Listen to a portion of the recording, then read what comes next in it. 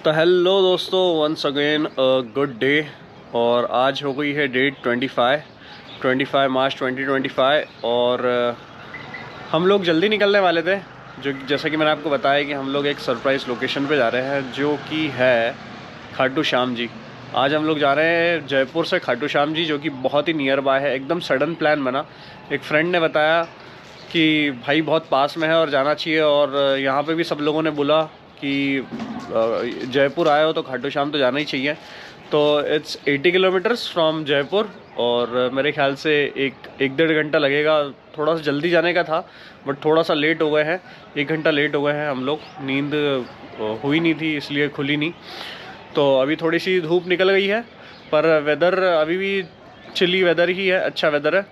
तो फिर हम लोग अभी निकलेंगे और बाइक राइड करेंगे। बाइक राइड करके हम लोग जाएंगे खाटू श्याम जी। वहाँ पे देखते हैं क्या क्या देखने को मिलता है। दर्शन करेंगे बहुत अच्छे। काफ़ी लंबे समय से मेरी इच्छा थी यहाँ पे आने की, तो फाइनली भगवान की कृपा रही और आज हम लोग निकल रहे हैं खाटू श्याम के लिए।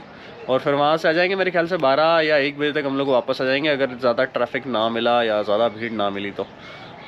अभी तक कुछ पता किया नहीं है मंदिर क्या है, ओपन है नहीं है, कैसा है। तो हम लोग डायरेक्ट बाइक उठा रहे हैं और निकल रहे हैं, और निकलते हुए देखते हैं रास्ते में कुछ मिलता है तो शूट करेंगे बढ़िया सा, और मिलते हैं वहीं पे।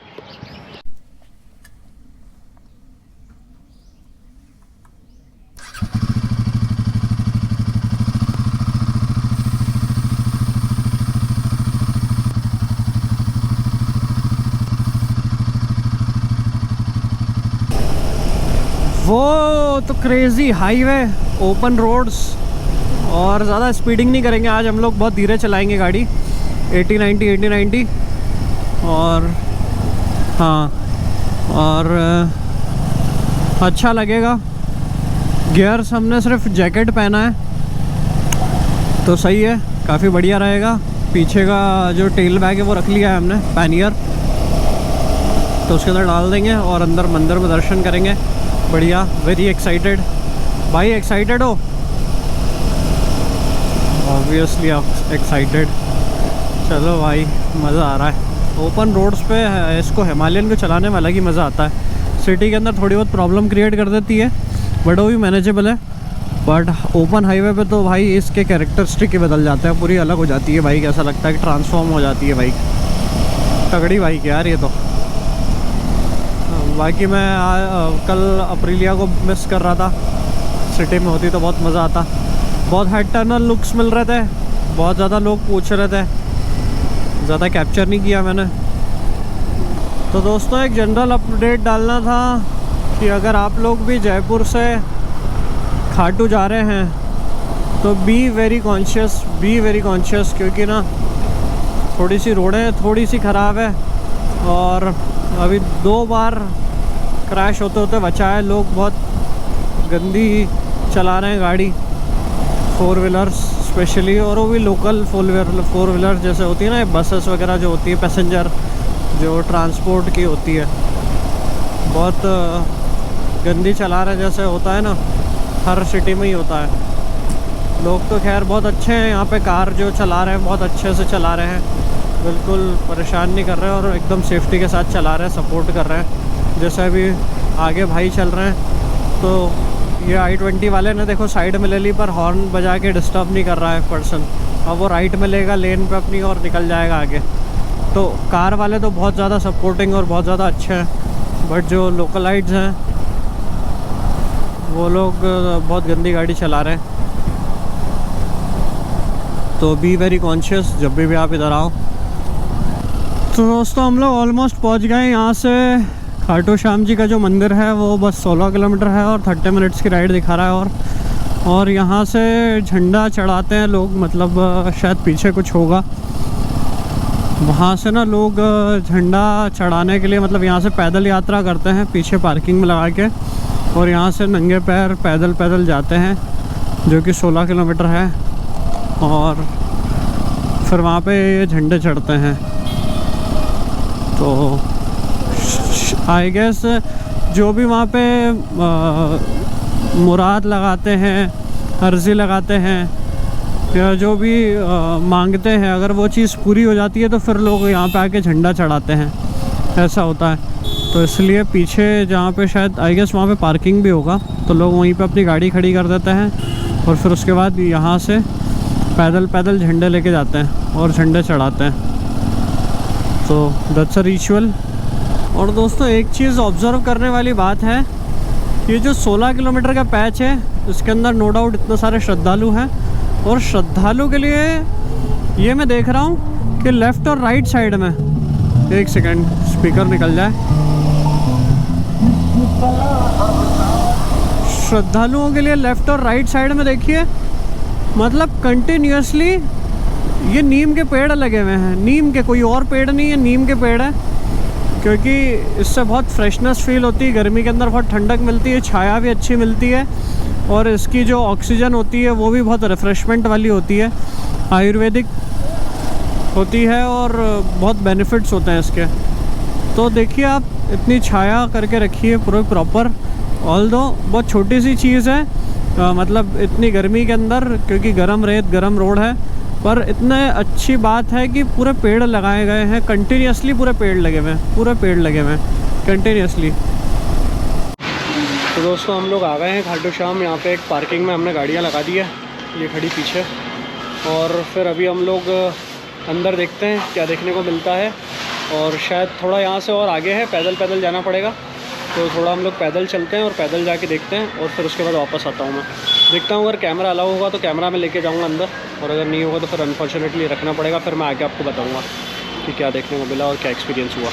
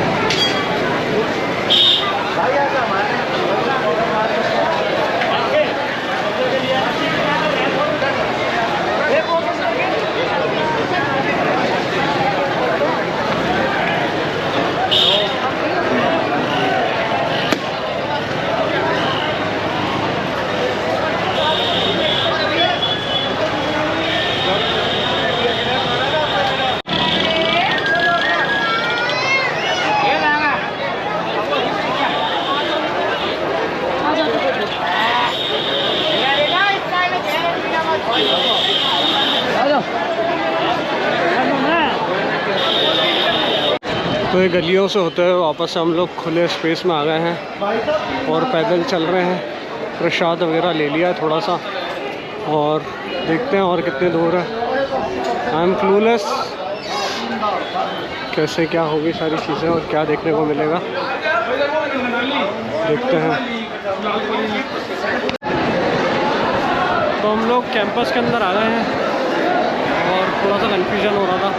एक लेफ़्ट में और लाइन लगी है जो कि बहुत लंबी लाइन है, और हम लोग इस लाइन में आए हैं। शायद ये अलग जगह से रास्ता से दर्शन होंगे, और वाली मेन लाइन है, तो हम लोग इस लाइन में लग गए हैं क्योंकि वाली लाइन बहुत ही ज़्यादा लंबी थी।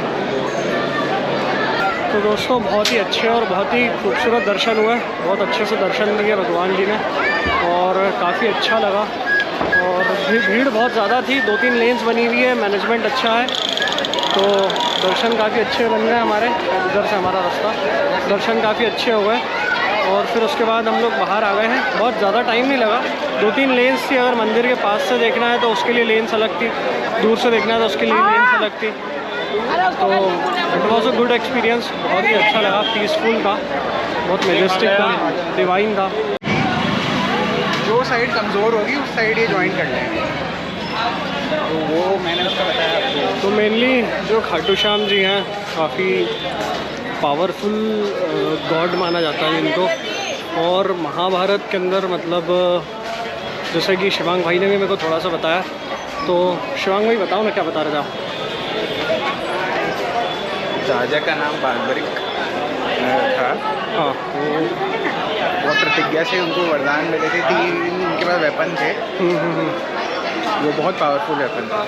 तो महाभारत का युद्ध हुआ था। हाँ, तो दोनों कौरव और पांडव चाहते थे कि उनकी साइड हो। उन्होंने फ्रंट लिया कि जो साइड कमज़ोर होगी हाँ, उस साइड वो जाएंगे। हाँ, वो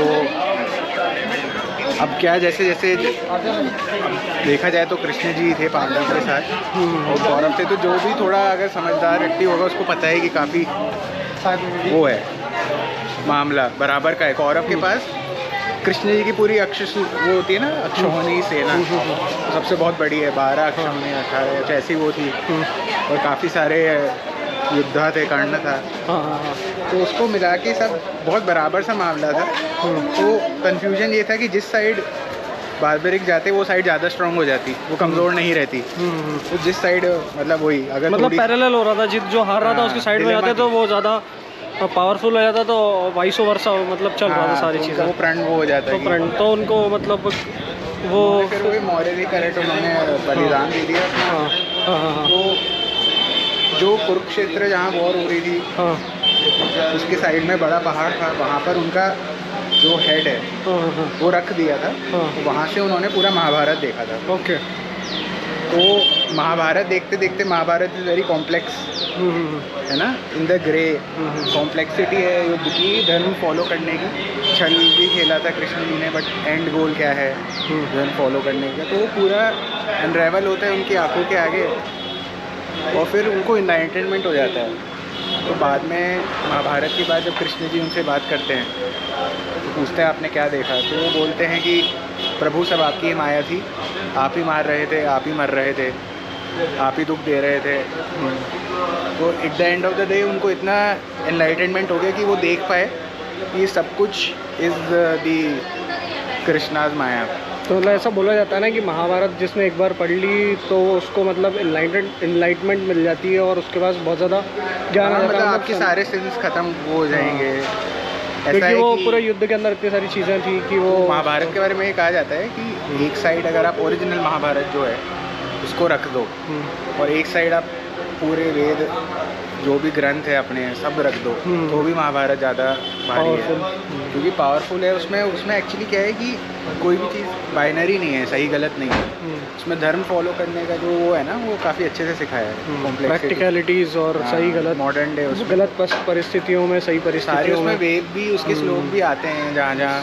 और कृष्ण जी ने अर्जुन को जो युद्ध के बीच में भगवत गीता भी महाभारत के अंदर ही एक तरीके से सुनाई थी।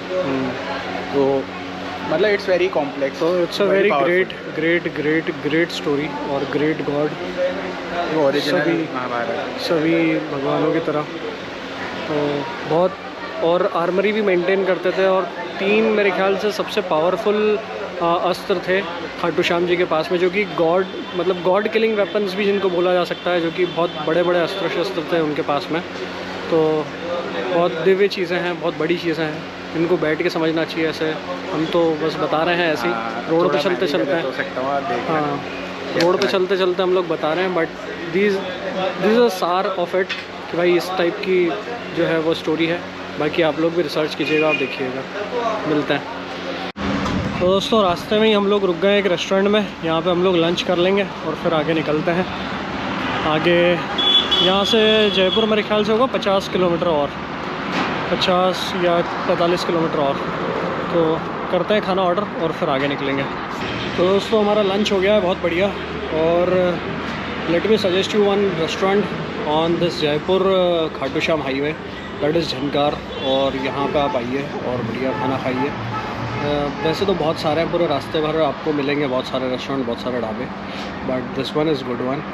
और आपको मार्किंग्स मिल जाएगी 6 किलोमीटर पहले, 6 किलोमीटर बाद, तो लेफ़्ट राइट दोनों जगह मार्किंग्स मिल जाएगी, तो आपको स्पॉट करने में ज़्यादा प्रॉब्लम नहीं होगा। ये रेस्टोरेंट, ये dhaba, it's a good service, good food. तो यहाँ पे आइए। और हमने तो बहुत बढ़िया राजस्थानी गट्टे खाए, जोधपुरी गट्टे, विच वॉज वेरी गुड। तो ऑथेंटिक मेरी खाने की इच्छा हो रही थी, बहुत दिनों से खाया नहीं था, तो ऑथेंटिक बढ़िया खाना था, अच्छा खाना था। तो चलो अब बाइक के ऊपर बैठेंगे और निकलेंगे वापस से जयपुर। पास में ही, बहुत ज़्यादा दूर नहीं है। तो दोस्तों सडन अ चेंज, लंच करने के बाद मैंने गाड़ी स्वैप कर ली है और मैं आ गया हूँ ट्रैम्प स्क्रैम्बलर 400 पे। और इसके अंदर एक अच्छी बात यह है, मैंने ट्रैम्प पहले भी चलाई है, इसके अंदर अच्छी बात यह है कि इसके अंदर फ्यूल एक्स लगा हुआ है और मैं फ्यूल एक्स लेवल 10 पे चल रहा हूँ। तो काफ़ी अच्छी स्पीड मिल रही है मेरे को, काफ़ी अच्छा पिकअप मिल रहा है, बढ़िया लग रही है bike. Let's see. Wow, very nice, बहुत ही गजब। बहुत जल्दी पिकअप पकड़ रही है ये। पावर टू वेट रेशो काफ़ी ज़्यादा कम है ना, तो इसलिए इसके अंदर तकरीबन 5 से 6 हॉर्स पावर बढ़ चुका है और बढ़िया हो गई है गाड़ी अब। और इसकी सीट हाइट ना हिमालयन से भी ज़्यादा है, तो हिमालयन के अंदर मेरे पैर पूरे फ्लैट फुट लग जाते थे ज़मीन पर इसके ऊपर लगने में थोड़ा सा प्रॉब्लम होता है। तो ये हिमालयन से भी बड़ी हाइट है इसकी सीट हाइट मतलब। और अच्छा good bike, very nimble, very sturdy. Bare bone मेरे को नहीं पता है या नहीं है, बट हाँ अच्छा गुड बाइक, स्टेबल बाइक है। बहुत ज़्यादा ऐसा वो नहीं हो रहा है कि गड़बड़। दोस्तों एक बात मैं बता देता हूँ, अगर आप राजस्थान में ट्रैवल कर रहे हैं और आपको भूख लग रही है ना, तो प्लीज़ घर पहुँचने के बाद खाना खाएं। भाई साहब इतनी नींद आ रही है ना, खाना खाने के बाद इतनी नींद आ रही है, तो जैसे तैसे कंट्रोल कर रहा हूँ खुद को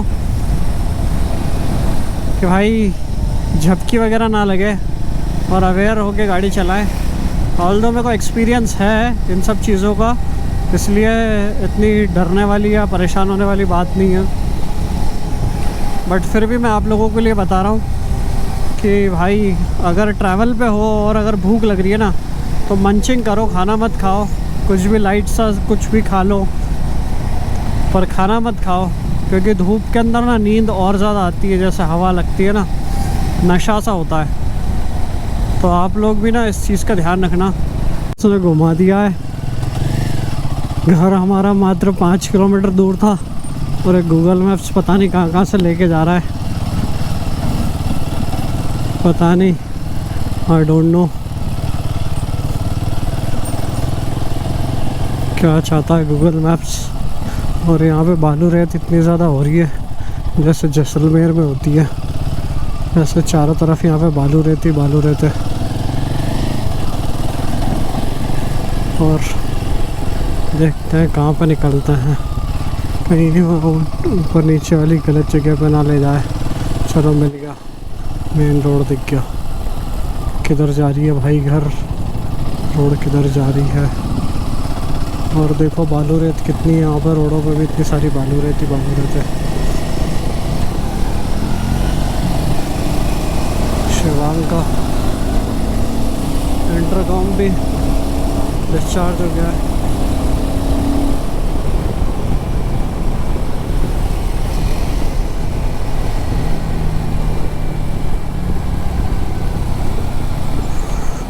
तो दोस्तों राइट्स एंड थक गए हैं बहुत ज़्यादा, 3 बज गई है, ज़्यादा ताकत है नहीं, अब सोएंगे फिर शाम को उठेंगे। Bye bye. So guys enjoying the great street of Hawa महल।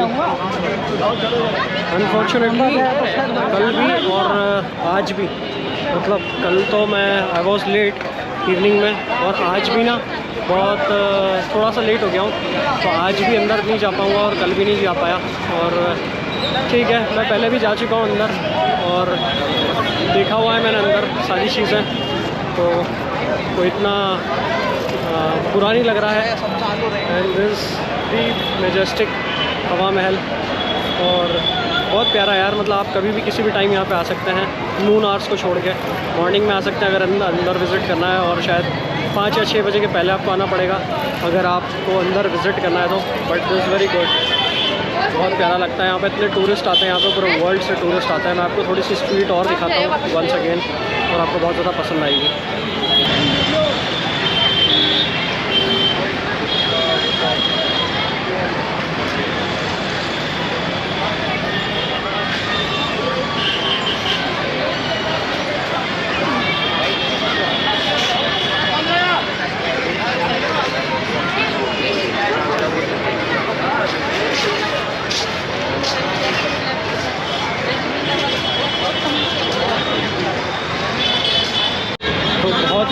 बहुत ही ज़्यादा खुश हो रहा हूँ मैं, एक्सट्रीमली हैप्पी, वेरी हैप्पी। भाई साहब, alone roaming on the streets of Pink City, very beautiful। मैं लिटरली ऐसे मोमेंट्स पे ना कुछ बोल ही नहीं पाता हूँ और बहुत एकदम शांत सा हो जाता हूँ, अपनी खुशी एक्सप्रेस नहीं कर पाता हूँ। ये चीज़ें मुझे सीखनी पड़ेगी। If I am doing some vlog sort of things, तो ये चीज़ें मैं सीखूँगा अब कि मैं कैसे अपनी चीज़ें बता पाऊँ, बोल पाऊँ, अपने अंदर की चीज़ें बता पाऊँ, एक्सप्रेस कर पाऊँ। तो सही है। बहुत सारे मतलब फीमेल्स के लिए तो it's a good place, go to place, क्योंकि यहाँ पे बहुत कलरफुल क्लोथिंग्स मिलती हैं, बहुत ही कलरफुल फुटवेयर्स मिलते हैं, बहुत ही प्यारे प्यारे ज्वेलरीज, ऑर्नामेंट्स, एसेसरीज, बहुत ही ज़्यादा। एक्चुअली मैं हवा महल की स्ट्रीट्स पे आके फ़ील हो रहा है कि मेरे अंदर का स्ट्रीट फोटोग्राफर फिर से जाग चुका है और मैं बहुत खूबसूरत फ़ोटोग्राफ्स ले रहा हूँ।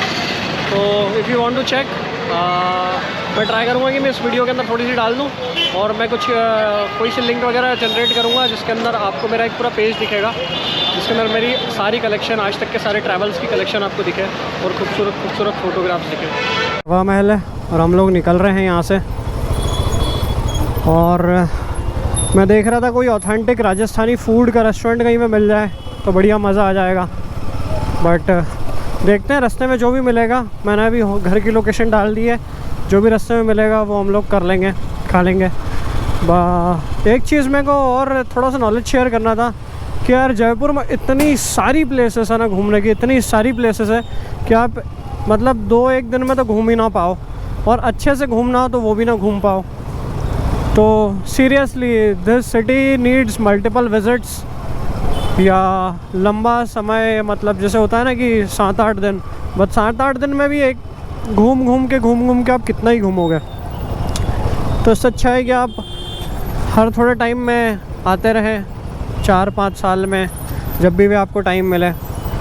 तो अच्छी सिटी है ये और पूरी डेवलप की गई है, मतलब जैसे होता है ना वास्तुशास्त्र के अकॉर्डिंग पूरी सिटी को डेवलप किया गया है ये, तो कहीं पे भी कोई दिक्कत नहीं होती है। और मतलब उस टाइम पे इतना प्रॉपरली इसको बनाया गया है कि यार कमेंडेबल चीज़ है। आज के टाइम में बनाना बहुत मुश्किल है क्योंकि ऑलरेडी पॉपुलेशन इतनी ज़्यादा बढ़ गई है, इतना सब कुछ हो गया है। अब उस टाइम पे नहीं था या जो भी था, तो उस टाइम पे इतनी बड़ी सिटी को डेवलप किया गया, पिंक सिटी को बनाया गया और फिर उसके बाद बनती चले गई सिटीज़। तो है यार मैजेस्टिक जगह है ये। It needs a multiple visits to watch all the things. अब मैं यहाँ पे कितना ही कोशिश कर लूँ, कितना ही भागा दौड़ी कर लूँ, पर एक साथ तो नहीं कर सकता ना, इसलिए जितना पॉसिबल हुआ इस राइड पे उतना मैंने कैप्चर करने की कोशिश की। अब हम लोग कल मॉर्निंग में वापस इंदौर के लिए निकलेंगे सुबह 4 बजे। वो भी एक एडवेंचर रहेगा because it's again a solo ride. आते वक्त शिवांग था हमारे साथ में, बट जाते वक्त मैं अकेला हूँ और सोलली अकेला रहने वाला हूँ। तो भाई साहब भगवान साथ दें, कृपा बनाए रखें, आशीर्वाद बनाए रखें। 4 बजे मैं निकल जाऊँगा ताकि वही 1-2 बजे तक इंदौर पहुँच जाऊँ ईज़िली। और अगर नहीं लगेगा तो मैं कहीं रुकूँगा नहीं। But look at man, what a city यार, व्हाट अ सिटी। बहुत प्यारी लग रही है यार ये city. I love this city यार, it's one of my favourite city in India. Jaipur, love Jaipur.